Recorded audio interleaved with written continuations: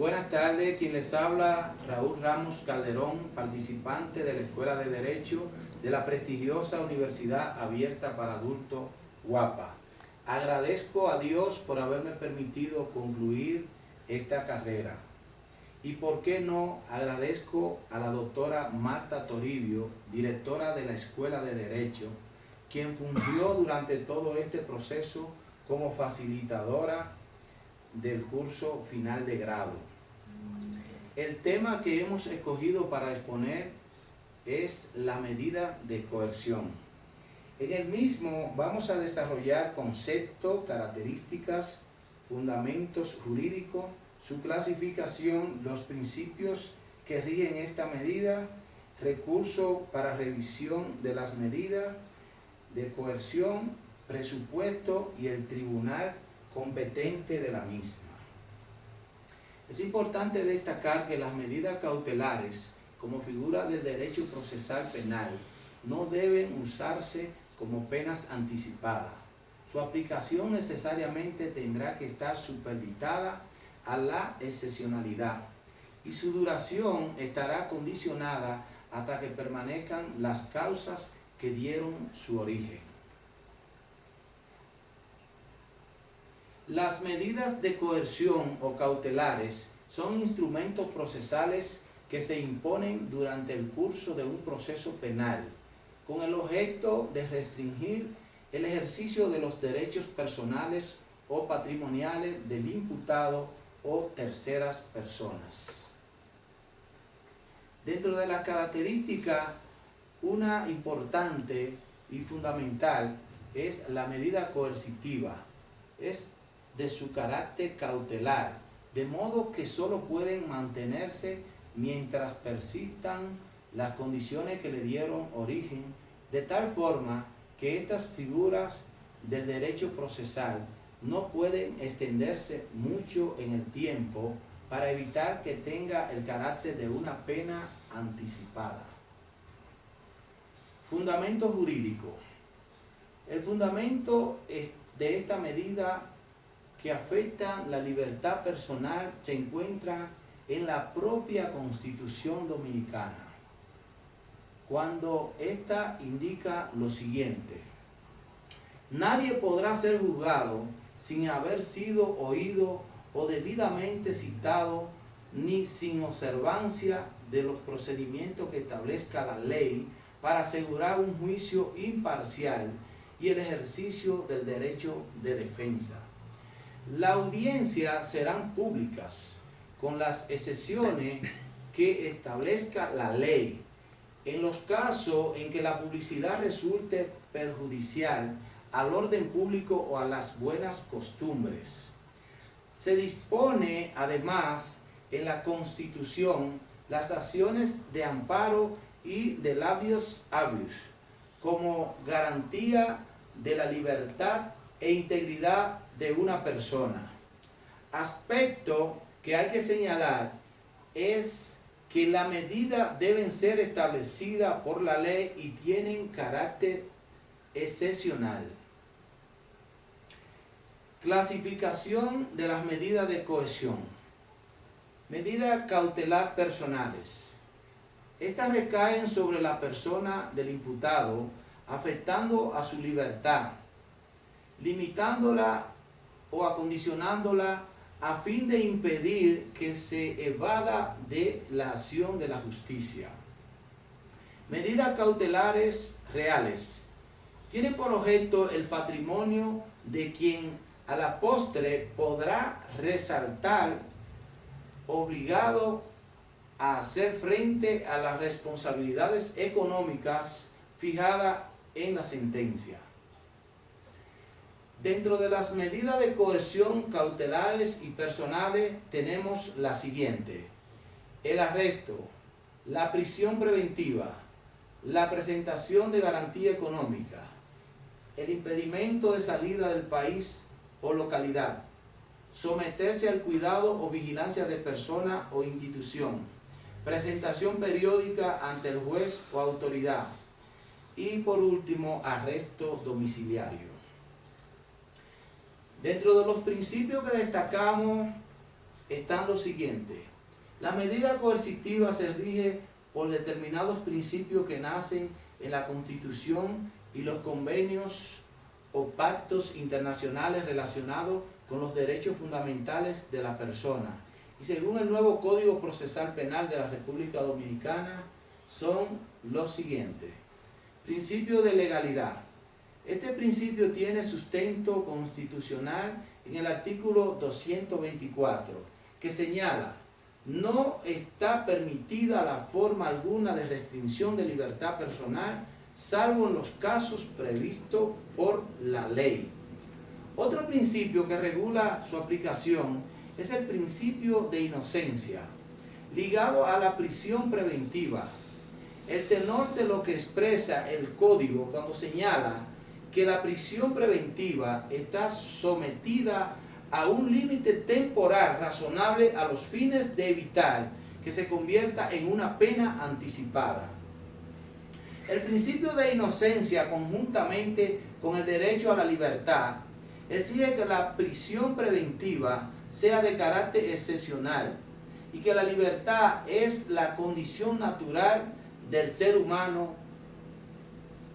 Otro principio a destacar es el principio de la motivación, con el cual obligan al tribunal que impone la coerción motivar en hecho y derecho dichas medidas.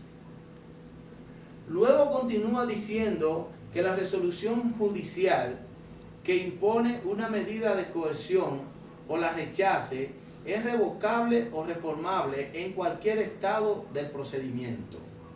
En todo caso, el juez puede proceder de oficio cuando favorezca la libertad del imputado. El final del artículo expresa la intención del legislador de priorizar la libertad del individuo cuando le otorga facultades a los jueces de actuar sin necesidad de solicitud de partes. Principio de proporcionalidad. Este exige que en todo caso debe citarse la medida coercitiva menos gravosa, de entre las que sean adecuadas razonablemente para evitar el riesgo de que se trata, y como consecuencia de este principio, la medida no debe ser desproporcionada en relación con la gravedad del hecho ni con el peligro que se trata de prevenir. Lo que busca este principio es establecer un equilibrio entre la medida que impone el Estado y el bien jurídico que se trata de privar. Cabe destacar que hay otros principios también que están relacionados a las medidas de coerción, que no los citamos ahí, pero sabemos que hay varios. Solicitud de las medidas cautelares. El Código Procesal Penal Dominicano representa una importante legislación en cuanto a que el sujeto puede solicitar esta medida, y es que el Código faculta al querellante a solicitar dicha medida, otorgándole un poder real y participativo a la víctima que se ha querellado o constituido, no siendo beneficiaria de esta facultad a aquella persona que solo denuncian el hecho. Es decir, una persona que denuncia no puede pedir al tribunal medidas cautelares. Se podría decir que la víctima que decide querellarse es una especie de fiscal, ya que tiene el poder de solicitar las medidas cautelares que señala el artículo 226, aún en el caso que el fiscal no la solicite. Aspecto que se debe señalar es que, aparte de las medidas observadas en el artículo 226, el Código amplía y le asigna al Ministerio Público el requerimiento de otras medidas cautelares, en el cual el querellante no la puede demandar, como es la medida de orden de arresto contemplada en el artículo 225 cuando dice orden de arresto. El juez, a solicitud del Ministerio Público, puede ordenar el arresto en una persona cuando, siendo esta medida reservada a solicitud del Ministerio Público, no así para el querellante. Sin embargo, la redacción que presenta el artículo 228 le amplía la facultad al querellante a solicitarla todas las medidas que señala el Código. El Código reserva las medidas de coerción personales solo para aquellos delitos de acción pública y de acción pública a instancia privada. Y en cuanto a los delitos de acción privada, no puede ordenar la prisión preventiva, el arresto domiciliario, ni la colocación de localizadores electrónicos, lo que parece indicar que sí se puede aplicar la demás según el artículo 226. Revisión de las medidas de coerción y sus recursos. Las medidas cautelares están sometidas al régimen de la revisión, sustitución y a su modificación. Las mismas se llevan a cabo a través de una audiencia en presencia del procesado y previa notificación a todas las partes intervenientes por ante el tribunal que dictó la resolución. Para la solicitud de revisión están facultados el encartado, el querellante, también el fiscal, en virtud del principio de objetividad, y el juez de oficio en beneficio de procesado, no pudiendo el juez provocarla para agravar la situación del imputado. La revisión de una medida cautelar tendrá como presupuesto necesario el que las circunstancias dieron origen a su imposición hayan cambiado, porque de lo contrario no se podría modificar o ser sustituida. Revisión de la medida de coerción y sus recursos. Un aspecto a resaltar es que la solicitud se puede invocar en cualquier estado del procedimiento. En el caso de la prisión preventiva, la misma está sujeta a un régimen especial y su modificación está acondicionada a lo establecido por las características que indica el artículo 241, y para los jueces es obligatoria su revisión cada 3 meses. Cuando las partes intervinientes no están de acuerdo con la resolución que impone o rechaza una medida de coerción, tiene abierto el recurso de apelación. Dicho recurso no suspende la ejecución de la resolución, y quien conocerá en audiencia este recurso es la Corte de Apelación como tribunal de alzada. Los presupuestos necesarios para la medida de cohesión y el tribunal competente. Las medidas de cohesión deben tener como elementos constitutivos generales y circunstancias especiales los numerales que indica el artículo 227. En tal caso, los tribunales pueden aplicar estas medidas cuando existan elementos de pruebas suficientes que sostengan que el imputado es autor o cómplice de una violación, o cuando el acusado, a través de la fuga, se presume que se va a sustraer al procedimiento judicial y que la violación conlleve una pena de privación de libertad. Estos son los presupuestos generales que exige nuestro Código Procesal Penal. El tribunal competente para la aplicación de las medidas cautelares es el de los jueces de la instrucción, en virtud de que la medida de coercitiva son medidas que normalmente se solicitan en la fase preparatoria que es la fase donde se prepara y se recoge las evidencias necesarias para acusar, aunque los jueces de paz y la jurisdicción de atención permanente en ciertas circunstancias especiales tienen facultad para conocer medidas de coerción. Medidas cautelares en el nuevo Código Procesal Penal. El abanico de medidas coercitivas personales que presenta el Código van desde el arresto, audiencia, prisión preventiva a la citación, las cuales se sitúan en las medidas coercitivas que afectan al derecho a la libertad personal.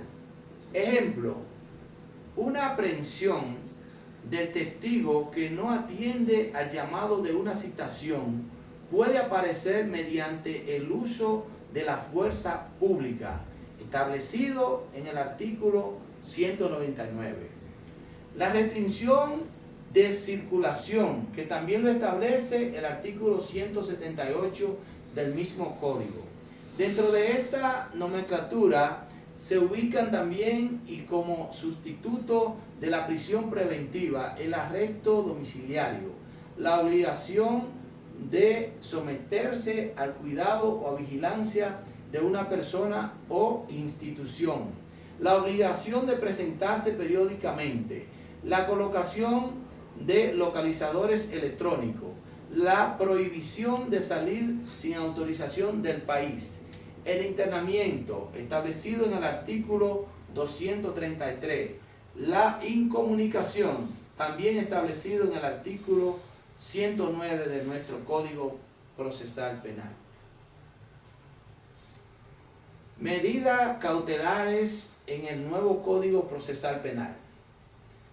También dentro del Código existen medidas que afectan la integridad personal. Por ejemplo, el examen corporal, establecido en el artículo 99. También están las medidas coercitivas que afectan el derecho de propiedad, como el secuestro, establecido en el artículo 186, el embargo, la cláusula de locales y aseguramiento de cosas muebles, medidas coercitivas que afectan el derecho a la inviolabilidad de la esfera íntima, como son el registro de personas, establecido en el artículo 176, inspecciones, registro de vehículos, el allanamiento, el registro de moradas y lugares privados, locales públicos, medidas coercitivas que afectan el secreto postal y de comunicación, como la interceptación y secuestro de comunicaciones y correspondencia, establecido en los artículos 191 y 192. Todas estas medidas solo se aplican normalmente al imputado. Sin embargo, y excepcionalmente, pueden citarse medidas coercitivas en contra de terceros. Por ejemplo, el registro colectivo, traer por la fuerza pública al testigo que no acudió a la citación judicial, la interceptación de teléfono y la restricción de circulación.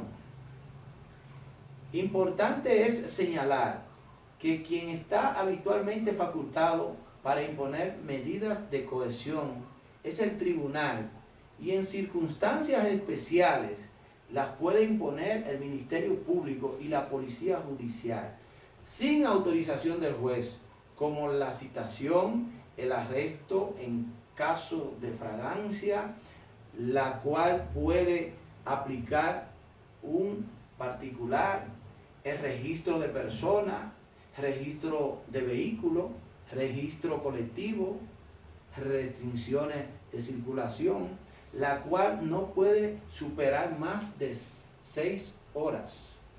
Por último, la orden de secuestro en ocasión de un registro.